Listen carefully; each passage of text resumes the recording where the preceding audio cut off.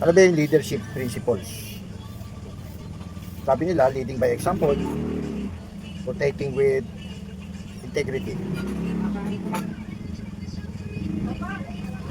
Yan ang ating topic ngayon na ating share sa ating mga security professionals. Alam nyo, sa larangan ng security, maraming tao ang naniniwala na ang pagiging leader ay nakabase lamang sa rango. Advisor, security officer, OIC, detachment commander o chief.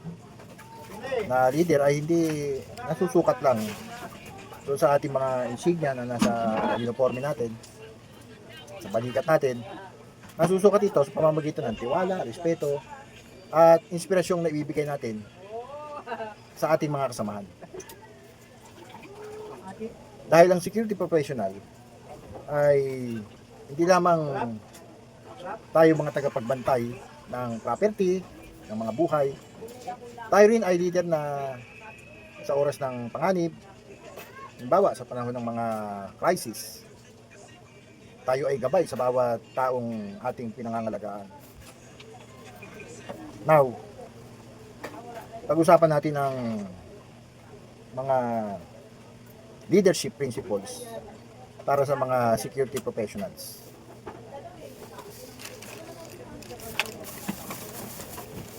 Ang leadership principles, ang unang prinsipyo, sabi nga lead by example. Your actions speak louder than your words. Bilang kayo ng mga leader, hindi sapat na magbigay lang tayo ng instruction, ng order, ng utos. Ang pinakamabisang paraan ng pamumuno ay ang pagiging mabuting ehemplo. Tayo mismo ang dapat na unang dumating sa oras ng ating duty. Kung gusto nating maging maayos ang kanilang uniforme, siguraduhin nating tayo mismo ang may pinakamalinis at pinaka-professional na presentasyon. Sapagkat ang mga security personnel ay hindi sumusunod dahil sa takot. Sumusunod sila dahil sa respeto nila sa atin. Kaya ang lesson natin dito, ang leader na mahusay ay nauuna sa paggawa bago magutos. Sa prinsipyo number 2,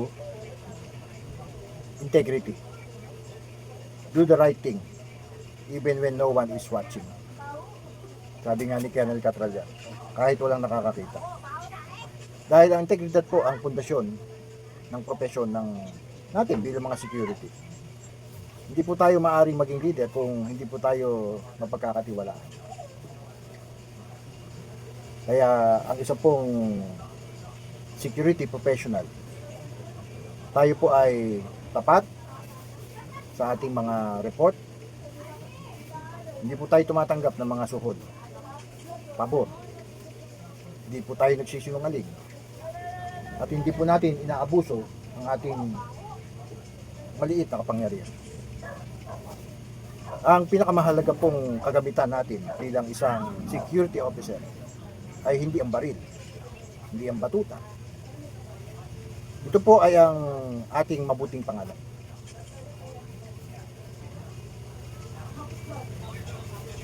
Principle number 3, responsibility. Own your decisions kapag leader ka.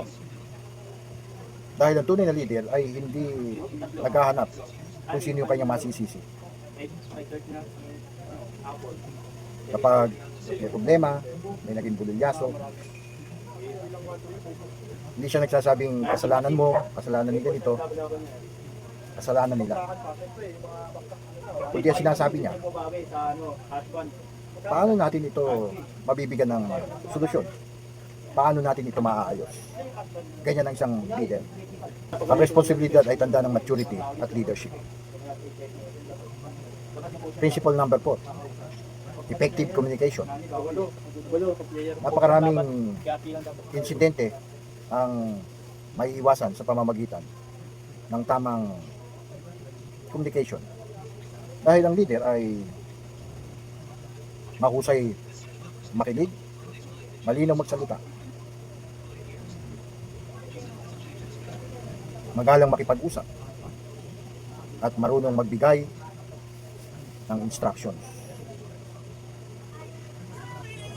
Because communication builds trust. At ang trust ang bumubo ng isang matatag na security team. Principle number 5, decision making under pressure. Mabigat yan. Dahil sa panahon ng emergency, walang oras para mataranta, maratit. Ang isang leader ay kalmado, mabilis mag-isip, at marunong mag-prioritize na nakabatay sa batas at mga SOP ang kanyang bawat decision. Remember, panic spreads fear. Leadership spreads confidence. Principle number 6, teamwork. Napaka-importante yan. Tandaan nyo, walang security operation ang magtatagumpay o nagtatagumpay ng mag-isa. Kahit gaano kagaling ang isang security officer, wala. Kailangan ng teamwork. Sapagkat kung hindi marunong makipagtulungan, mahihirapan siyang magtagumpay. Leadership is not about saying, I did it. Leadership is saying, we did it. We did it together. Principle number 7, continuous learning. Because sa security, continuous talaga yan. From time to time, nagbabago mga technology, may mga bagong batas. Kaya ang pinakamagaling na leader ay hindi tumitigil. Matuto. Aral lang siya ng aral. Basa ng basa. Gaya ng sabi ko, nagbabago ang mga technology. Maging banta sa mga security, mga batas, mga security procedures. Lahat yan, nagbabago. Natatagdagan. Kaya kung tumigil tayong matuto, unti-unti tayong naiiwan. Because a leader is always a student. Kaya continuous learning. Principle number 8, respect for everyone. Respeto sa kliyente, sa mga visitor, sa ating mga co-worker, supervisor, kanino pa? Sino pa mga dapat natin respeto? Kahit yung mga kasama natin sa janitorial, sa utility personnel, mga vendor. Dahil ang respeto ay para sa lahat ng tao. Hindi ito nakabatay lang sa posisyon. Nakabatay ito sa lahat ng tao. Tandaan natin, a respectful leader creates a respectful workplace. Kaya ginagalang siya ng lahat ng tao doon sa kanyang workplace. Principle number 9, emotional intelligence. Hindi lahat ng laban ay, sabi nga kailangang sagutin ng init ng ating ulo.